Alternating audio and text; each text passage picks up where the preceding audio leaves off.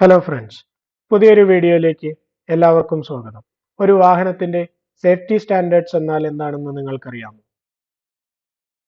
അല്ലെങ്കിൽ 4 star rating, 5 star rating എന്നെല്ലാം പറയുന്നത് എന്താണ്?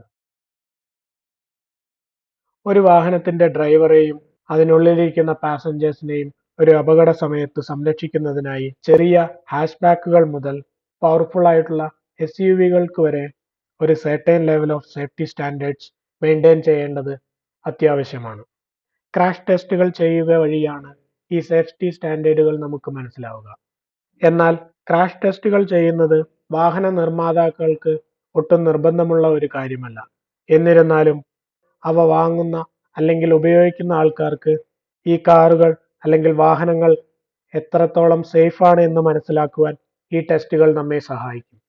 വാഹനങ്ങളുടെ സേഫ്റ്റിയും പെർഫോമൻസും അസസ് ചെയ്ത് അവയ്ക്ക് വ്യത്യസ്ത റേറ്റിംഗുകൾ നൽകുന്ന ഓർഗനൈസേഷനെ നമ്മൾ സാധാരണയായി NCAPs എന്നാണ് വിളിക്കാറ്. എന്താണ് ഒരു NCAP? New car assessment programme എന്നതിന്റെ ചുരുക്കപ്പേരാണ് NCAP എന്നുള്ളത്. 1978 യുണൈറ്റഡ് സ്റ്റേറ്റ്സ് ഓഫ് അമേരിക്കയിലെ national highway traffic safety administration ആണ് ആദ്യമായി ഇങ്ങനെ ഒരു പദം ഉപയോഗിച്ചത്. അതുവഴി കൺസ്യൂമേഴ്സിന് വാഹനങ്ങൾ എത്രത്തോളം സേഫ് ആണെന്ന് മനസ്സിലാക്കുവാനും സാധിച്ചു. അതുപോലെ തന്നെ വാഹന നിർമ്മാതാക്കൾ സേഫ്റ്റിയെ ഒരു സീരിയസ് കാര്യമായി കാണുവാനും ആരംഭിച്ചു.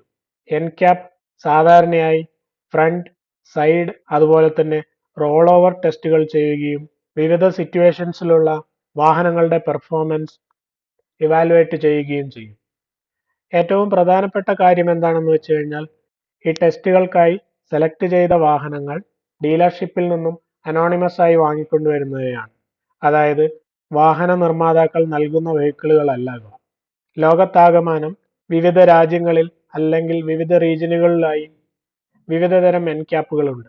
ഉദാഹരണമായി Australian new car assessment programme അഥവാ ANCAP, new car assessment programme for south east Asia, Asian NCAP, the China New Car Assessment Program, China NCAP, the European New Car Assessment Program, Euro NCAP, Global New Car Assessment Program, Global NCAP, Insurance Institute for Highway Safety, IIHS, Japan New Car Assessment Program, Japan NCAP, Latin New Car Assessment Program, Latin NCAP, National Highway Traffic Safety Administration, NHTSA, അതുപോലെ തന്നെ നമ്മുടെ ഇന്ത്യയുടെ ഭാഗമായി Bharat new car assessment programme, Bharat NCAP. ഈ safety റേറ്റിംഗുകൾ കൊണ്ട് യഥാർത്ഥത്തിൽ എന്താണ് ഉദ്ദേശിക്കുന്നത്?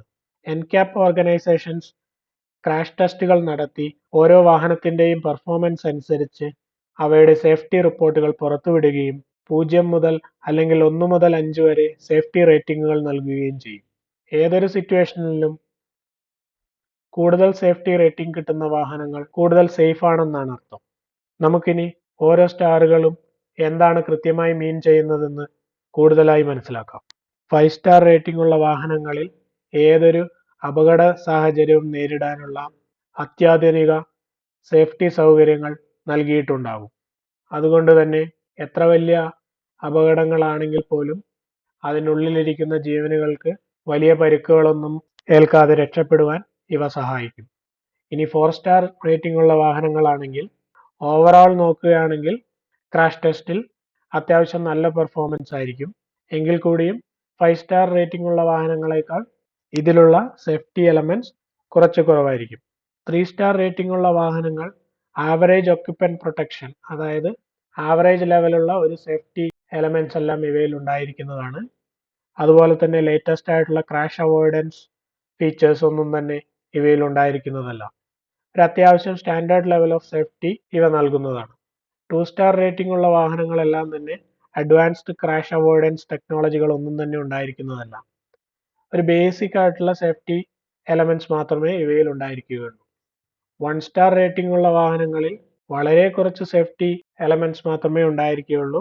സേഫ്റ്റി പോയിന്റ് ഓഫ് വ്യൂവിൽ നിന്നും ഇത്തരം വാഹനങ്ങൾ അവോയ്ഡ് ചെയ്യുകയായിരിക്കും നമ്മുടെ സുരക്ഷിതമായിട്ടുള്ള യാത്രയ്ക്ക് നല്ലത്. ഇനി അവയിലും താഴെ 0 സ്റ്റാർ ഉള്ള വാഹനങ്ങളാണെങ്കിൽ യാതൊരുവിധ സേഫ്റ്റി എലമെന്റ്സും ഇവയിൽ ഉണ്ടായിരിക്കുന്നതല്ല. വളരെ താഴ്ന്ന സേഫ്റ്റി റേറ്റിംഗ് ഉള്ള വാഹനങ്ങൾ വാഹന നിർമ്മാതാക്കളുടെ റെപ്യൂട്ടേഷനെ ബാധിക്കുകയും അതുവഴി സെയിൽസ് വളരെ കുറയുകയും ചെയ്യും.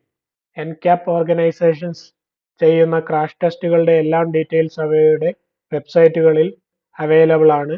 അവ നമുക്ക് ചെക്ക് ചെയ്യാവുന്നതും അതുവഴി നാം വാങ്ങാൻ ഉദ്ദേശിക്കുന്ന വാഹനങ്ങളുടെ സേഫ്റ്റി റേറ്റിംഗ് എത്രയാണെന്ന് മനസ്സിലാക്കുവാനും ഒരു ഡീറ്റെയിൽഡ് ആയിട്ടുള്ള ക്രാഷ് ടെസ്റ്റ് റിപ്പോർട്ട് ലഭിക്കുന്നതിനും നമുക്ക് ഈ വെബ്സൈറ്റുകൾ ഉപയോഗപ്പെടുത്താം.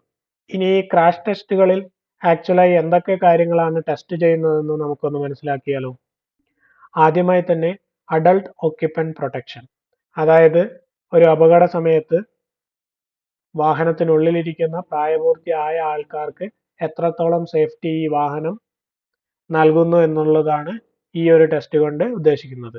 അതിനായി front impact, side impact, rear impact തുടങ്ങിയ ടെസ്റ്റുകൾ ഇതിൽ ചെയ്തു നോക്കുകയും വാഹനത്തിനുള്ളിൽ ഒരു ഡമ്മി വെച്ച് അതിനുള്ളിൽ ഇരിക്കുന്ന ആൾക്കാർക്ക് എത്രത്തോളം ഈ ടെസ്റ്റുകളുടെ സമയത്ത് അത്യാഹിതങ്ങൾ സംഭവിക്കുന്നു എന്നും മനസ്സിലാക്കുന്നു.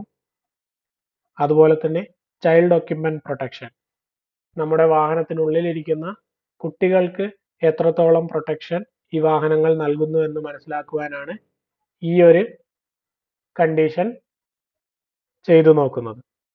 6 മുതൽ 10 വരെ വയസ്സുകളുള്ള കുട്ടികളുടെ ഡമ്മികൾ ഉപയോഗിച്ചാണ് ഈ ഒരു ടെസ്റ്റ് നടത്തുന്നത്.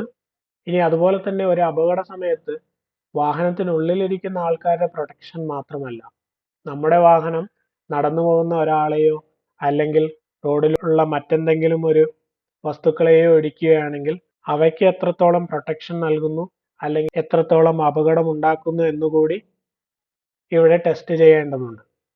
അതിനായി pedestrian and vulnerable road user protection test കൂടി ഇതിൻ്റെ കൂടെ ചെയ്യുന്നതാണ്. ഈ ഒരു വിഭാഗത്തിൽ ഉൾക്കൊണ്ടിരിക്കുന്നത് ഏതെങ്കിലും ആൾക്കാരെ ഇടിക്കുകയാണെങ്കിൽ അവർക്കുണ്ടാകുന്ന head impact, leg impact, pelvis impact, autonomous emergency braking, അതൊരു പെഡസ്ട്രിയനും ഒരു സൈക്ലിസ്റ്റിനും വേണ്ടി ചെയ്യുന്നു തുടങ്ങിയ കാര്യങ്ങളെല്ലാം ഈ pedestrian and vulnerable road user protection ടെസ്റ്റിൽ ചെയ്യുന്നതാണ്. അതുപോലെ തന്നെ ഒരു അപകട സമയത്ത് നമ്മുടെ വാഹനത്തിന് നൽകുന്ന സേഫ്റ്റി അസിസ്റ്റിനെ കുറിച്ചും ഈ ക്രാഷ് ടെസ്റ്റുകളിൽ നിന്നും മനസ്സിലാക്കാവുന്നതാണ്. അതായത് എൻക്യാപ് ടെസ്റ്റുകൾ വിവിധതരം ആക്സിഡന്റ് സിനാരിയോസ് ഇമിറ്റേറ്റ് ചെയ്യുകയും ആ ഒരു സന്ദർഭത്തിൽ നമ്മുടെ വാഹനത്തിലുള്ള ഏതെല്ലാം സേഫ്റ്റി എലമെന്റ്സ് ആണ് ആക്ടിവേറ്റ് ആവുന്നതെന്നും അവ എത്രത്തോളം നമ്മുടെ വാഹനത്തെ പ്രൊട്ടക്റ്റ് ചെയ്യാൻ സഹായിക്കുന്നു എന്നും മനസ്സിലാക്കുവാനാണ് ഈ ഒരു ടെസ്റ്റ് നടത്തുന്നത്. ഇവിടെ ഓട്ടോണോമസ് എമർജൻസി ബ്രേക്കിംഗ്, ഒരു കാർ മുൻപിൽ വരികയാണെങ്കിൽ അവയെ എത്രത്തോളം പ്രൊട്ടക്റ്റ് ചെയ്യുന്നു, അതുപോലെ തന്നെ എന്തെങ്കിലും ഒബ്ജക്റ്റുകൾ നമ്മുടെ വാഹനത്തിന് മുൻപിലുണ്ടെങ്കിൽ അവയെ എങ്ങനെ ഡിറ്റക്റ്റ് ചെയ്യുന്നു, സ്പീഡ് അസിസ്റ്റൻസ്, ലെയിൻ സപ്പോർട്ട് തുടങ്ങിയ ടെസ്റ്റുകളും ഈ സേഫ്റ്റി അസിസ്റ്റിന്റെ ക്ഷമത മനസ്സിലാക്കാനായി ചെയ്യുന്നു. സോ ചുരുക്കത്തിൽ എൻക്യാപ് സേഫ്റ്റി റേറ്റിംഗ്സ് നമ്മളൊരു വാഹനം വാങ്ങുമ്പോൾ അല്ലെങ്കിൽ ഒരു വാഹനം വാങ്ങാൻ ഉദ്ദേശിക്കുമ്പോൾ ആ വാഹനത്തിന്റെ സേഫ്റ്റി ഫീച്ചേഴ്സിനെയും പെർഫോമൻസിനെയും കുറിച്ചുള്ള വാല്യുബിൾ ഇൻഫർമേഷൻ നമുക്ക് നൽകുകയും അതുവഴി നമ്മൾ ഉദ്ദേശിക്കുന്ന വാഹനം എത്രത്തോളം സേഫ് ആണെന്ന് മനസ്സിലാക്കുവാനും സാധിക്കുന്നു.